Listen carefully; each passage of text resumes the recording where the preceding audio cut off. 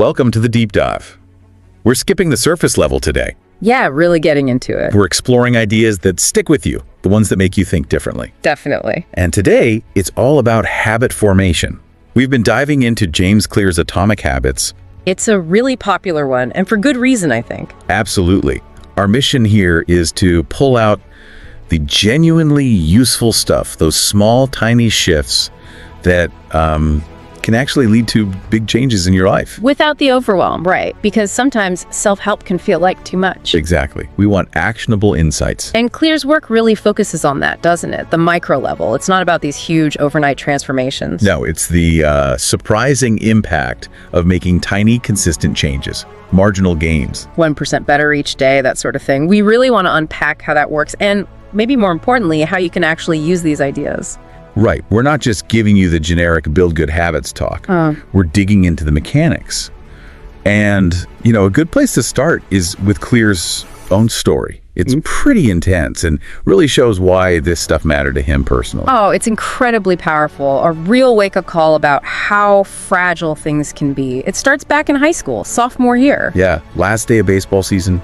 He's at batting practice, a teammate takes a full swing, loses his grip. And the bat flies straight into Clear's face. Just horrific. I mean, the impact crushed his nose, multiple skull fractures, shattered both eye sockets, instant unconsciousness. It sounds almost unbelievable. The immediate aftermath was life-threatening, serious brain swelling. Yeah, and he couldn't remember basic things like the year, he had seizures, difficulty breathing, ended up in a medically induced coma. It's just terrifying. A complete derailment of his life in a split second. And the recovery was, long. Really long. Double vision for weeks, couldn't drive for months, tons of physical therapy. He's talked about feeling really depressed, understandably. Imagine going from a promising athlete, his dad played pro ball, he had those ambitions too, to facing all that. And then a year later, the baseball dream takes another hit. He gets cut from the varsity team as a junior, sent down to JV.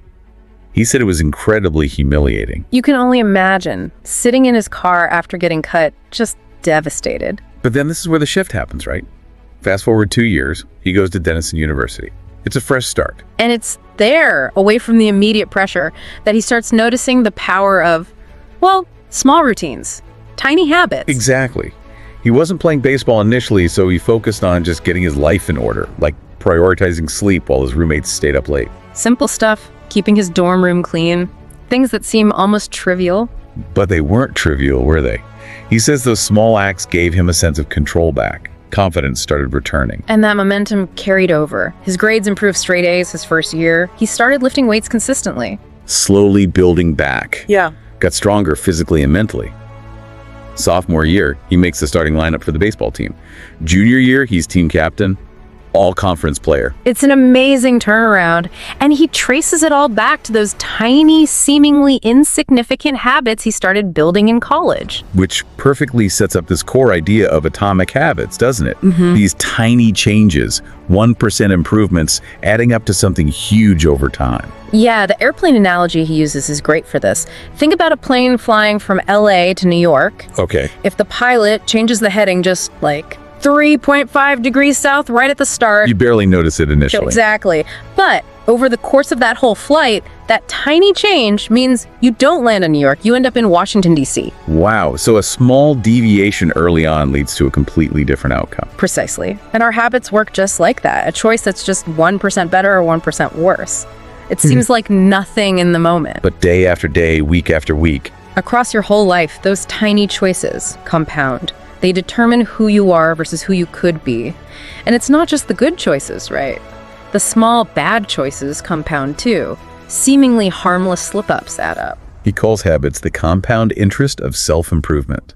Love that phrase. It really clicks, doesn't it? You don't see massive results right away, just like compound interest. But stick with those small, consistent improvements. And over time, the growth is exponential. Getting 1% better each day leads to huge progress eventually. But, and this is crucial, it cuts both ways. Bad habits compound too. Small mistakes repeated, tiny excuses justified. They drag you down just as powerfully as good habits lift you up. It's a double-edged sword. Definitely. So, okay, we see the power, but how do we actually do this? Clear has this pretty bold statement. Forget about goals, focus on systems instead. Right. That one makes you pause. We're always told to set smart goals. Exactly. Get fit, build a business, whatever. Those are the results we want. But Clear argues it's less about the goal and more about the system, the process you use to get there. So like winning a championship is the goal, but the system is how you practice, how you recruit, how the team actually operates day to day. Or for an entrepreneur, the goal is the revenue target, maybe, but the system is your sales process, your product development cycle, how you manage your team. Makes sense. And he points out a problem with only focusing on goals, right? Like what happens after you hit the target? Yeah, think about athletes training for the Olympics. They push incredibly hard for that one event. And then? Often, after the Olympics are over, the motivation disappears because the goal is gone. They might stop training altogether, fall back into old habits. Okay. So if the goal was the only thing driving you, progress stops once it's achieved. Which is why he suggests focusing on the system creates continuous improvement. It's not about reaching one finish line. It's about constantly refining the process. He even talks about goalless thinking. Just focus on the process day in, day out. Because ultimately, he says, you don't rise to the level of your goals, you fall to the level of your systems. Oof. That hits home. So if you're stuck, maybe it's not your willpower, it's your system that's broken. That's the argument. Bad habits repeat because the system allows them to, or even encourages them. But, okay, focusing only on the system, don't you risk just like drifting? How do you make sure the system is actually pointed somewhere worthwhile? Good question. And that leads into another really deep idea. The link between habits and identity. How what we do shapes who we think we are, and vice versa. Right, the different levels of change. He talks about 3 layers. Yeah, outcomes are the surface level, lose weight, finish a book. Then process your workout routine, your writing schedule. That's the next level down. But the deepest level, the one that really sticks, is identity change. Changing your beliefs about yourself. So lasting change isn't just about doing something different, it's about becoming someone different. Exactly. It's not, I want to read more books. It's, I want to become a reader. Not, I want to lose weight, but I want to be a healthy person. The focus shifts from the outcome to the type of person you want to embody. And how do you do that? First, decide who you want to be. Then prove it to yourself with small wins. Tiny actions that reinforce that identity. Ask yourself, what would the identity you want person do in this situation? If you want to be a writer, well, a writer writes consistently, so you focus on building that consistency. He tells that great story about his friend who lost over 100 pounds. Her guiding question was simply, what would a healthy person do? Yeah, would a healthy person take the stairs or the elevator? Order the salad or the burger? And by making those small identity-aligned choices over and over, she actually became that healthy person. The identity shifted. It's a feedback loop, isn't it? Your habits shape your identity. And your identity shapes your habits. What you believe about yourself drives your actions. Which is powerful stuff. Yeah. So how do we build these identity-shaping habits? This brings us to the practical framework. The 4 laws of behavior change. This is really the core toolkit. Yeah, and they're all based on the basic habit loop. Cue, craving, response, reward. Every single habit follows this pattern. Cue triggers it. Craving motivates it. Response is the action. Reward satisfies it. Got it. And the 4 laws are basically hacks for each stage, right? To build good habits. Exactly. Law number 1, make it obvious. This targets the cue. Makes sense. If the cue isn't obvious, the habit doesn't even start. So you need to make the cues for your good habits stand out. Clear talks a lot about using time and location as really strong cues. The implementation intentions, that specific formula. Right. I will behavior at time and location. Like, I will meditate for 1 minute at 7 a.m. in my kitchen. Super specific. Takes the guesswork out. You know exactly when and where. Increases the odds you'll actually do it. Way more effective than just vaguely saying I should meditate more. And then there's habit stacking, linking a new habit to one you already do. Yeah. After current habit, I will lean in new habit. So after I pour my morning coffee, I will text one friend. You leverage the momentum of an existing routine. Clever. He even mentions the Diderot effect, how buying one new thing makes you want other things that go with it. Habits can chain together like that too. One good habit can cue the next. Okay, so make the cue obvious. What's law 2? Make it attractive. This is all about the craving stage. Getting yourself to want to do the habit. Exactly. The more appealing it seems, the more likely you are to do it. This involves dopamine, not just the pleasure chemical, but the anticipation of reward. So we need to boost that anticipation for good habits. Pretty much. And one way is temptation bundling. Right, pairing something you want to do with something you need to do. Like you only let yourself watch your favorite Netflix show while you're on the treadmill. Or listen to that gripping podcast only when you're doing chores. It links the necessary task with something genuinely enjoyable. Makes the chore itself more attractive. Yeah. Okay, law 3. Make it easy. This targets the response, the actual doing of the habit. Ah, the path of least resistance. We're lazy creatures, basically. We are. We naturally gravitate towards whatever requires the least effort. So for good habits, you need to reduce the friction. Make them as easy as possible to perform. And crucially, focus on repetition first, not perfection. Just get the reps in. Which is where the 2-minute rule comes in, right? Yes. Start any new habit by doing a version that takes less than 2 minutes. So read every night becomes read 1 page. Run 3 miles becomes put on my running shoes. It's about making it so easy to start that you can't say no. Lower the barrier to entry. Master the art of showing up. He also talks about decisive moments, these little choices throughout the day, like whether to grab fruit or a cookie, that set the trajectory for the next chunk of time. Mastering those helps. And commitment devices. Those are interesting. Choices you make now to lock in good behavior later. Like prepaying for gym sessions or using software that blocks distracting websites during work hours. Or setting up automatic savings transfers. Using technology to automate good habits and make bad ones harder. That removes the need for willpower in the moment. Totally. Okay, last law, law 4.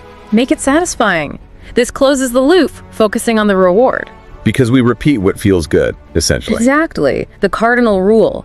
What is immediately rewarded gets repeated. What is immediately punished gets avoided.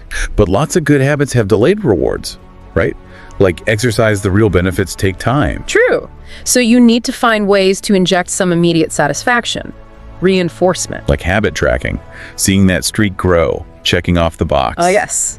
Visual progress is inherently satisfying.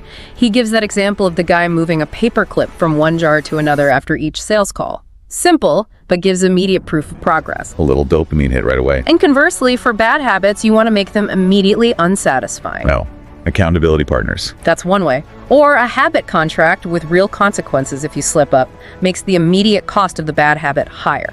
So those are the 4 laws. Obvious, attractive, easy, satisfying. Seems like a solid framework. It really is. But Clear also adds some nuance about sticking with it long term. It's not just about starting. Right, like aligning habits with your natural talents and interests. Finding things you're actually suited for or enjoy makes it easier. The Goldilocks rule, finding challenges that are just slightly difficult enough to keep you engaged, but not so hard you give up. And dealing with boredom, because even good habits can become routine, maybe even dull. Yeah, he stresses falling in love with boredom. Professionals stick to the schedule even when they don't feel like it. They don't let boredom derail them. That's tough, but important. Consistency over intensity sometimes. He also warns that good habits can make you less sensitive to feedback over time. You go on autopilot. So you need to consciously reflect and review. Check if your habits are still actually serving you. Exactly. Doing like an annual review of your habits to prune what's not working and refine what is. Keep optimizing. And that loops back to identity, doesn't it? Identity helps build habits, but can also trap you if you become too rigid and aren't willing to adapt or update your beliefs about yourself when needed. It's a constant dance, building helpful identities, but staying flexible enough to evolve. So wrapping this up, the big takeaway is, well, transformation doesn't usually happen overnight. No, it comes from consistently stacking those tiny atomic habits, those 1% improvements. It's about building systems for continuous improvement, not just chasing finish lines. Success is a process, not just an event. And you can start building that process by using those 4 laws. Make it obvious, attractive, easy, and satisfying. Start small. Which brings us to that final thought, tying back to this whole deep dive library idea. We've just explored these atomic building blocks of behavior change. So the question for you is, now that you've seen how these tiny bricks work, what remarkable structure are you going to start building in your own life, one consistent habit at a time?